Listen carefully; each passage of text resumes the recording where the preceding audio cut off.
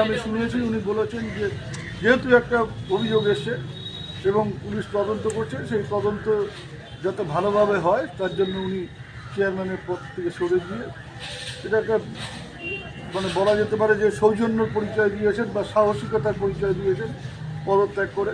যে উনি থাকলে হয়তো বলবে যে কাগজপত্র ইয়ে করছে, অমুক করছে, তমুক করছে, সরে গিয়ে ও এই সাহসিকতাটা দেখালো যে ঠিক আছে নিরপেক্ষ তদন্ত হোক, যে দোষী সে শাস্তি পাবে। দাদা, পুলিশ চেয়ারম্যানকেও সমন করেছে, তিনি চেয়ারম্যান থাকাকালীনই সমন করেছে, আজকে ডেকেও পাঠিয়েছে। তৃণমূলের একজন চেয়ারম্যান জড়িয়ে যাচ্ছে চেয়ারম্যানকে মানে কি দোষী চেয়ারম্যানের জিজ্ঞাসাবাদের জন্য ডেকেছে। আমি বলেছি যে আমি যতদূর জানি চেয়ারম্যানের বিরুদ্ধে কোনো অভিযোগ বা চেয়ারম্যানের বিরুদ্ধে কোনো এফআইআর হয়েছে বলে আমার জানা নেই, আমি যতদূর শুনেছি।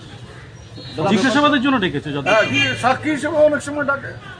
দাদা, বিষয়টা নিয়ে দেখা যাচ্ছে যে কাউন্সিলররা দ্বিধা বিভক্ত, দু ভাগ হয়ে গেছিল মিটিংয়ে। এক পক্ষ চাইছে উনি পদত্যাগ করুক, এক পক্ষ চাইছে উনি থাকুক। কোথাও আমি এরকম তো শুনিনি। কেউ যদি পদত্যাগ করে তাহলে কে চাইলো না, আমি যদি ব্যক্তিগত কারণে পদত্যাগ করি বা আমি যদি মনে করি যে আমার এই পদে থাকা উচিত না, আমার এখন সরে যাওয়া উচিত, তা সেটা কে চাইলো ব্যক্তিগতভাবে যদি আমি চাই, তাহলে কে কি চাইলো না চাইলো তার সাথে তো কিছু এসে যায় না। এটা একেবারে ওর ব্যক্তিগত সিদ্ধান্ত, সেটা তো কেউ ওর উপর চাপিয়ে দেয়নি যে আমি বললাম যে না ও পদত্যাগ নেওয়া হবে না।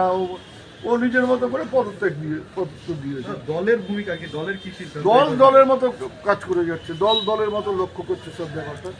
দল এই ব্যাপারে কোনো রকম হস্তক্ষেপ করবে না, কাউকে জোর করে দোষীও সাব্যস্ত করবে না, দল কাউকে কোনো রকম নিরাপত্তাও দেবে না বা কাউকে কোনো আশ্রয় দেবে না যে তুমি দুর্নীতি করো, দল আছে তোমার পাশে।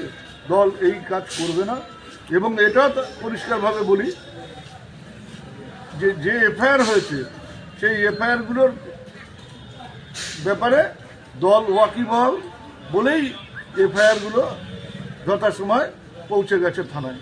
দল চেয়েছে যে সত্যি ব্যাপারটা উদ্ঘাটিত হোক, তাই এই এফআইআর হয়েছে। তাতে দল তো কাউকে বাধা দেয়নি যে এফআইআর করো না।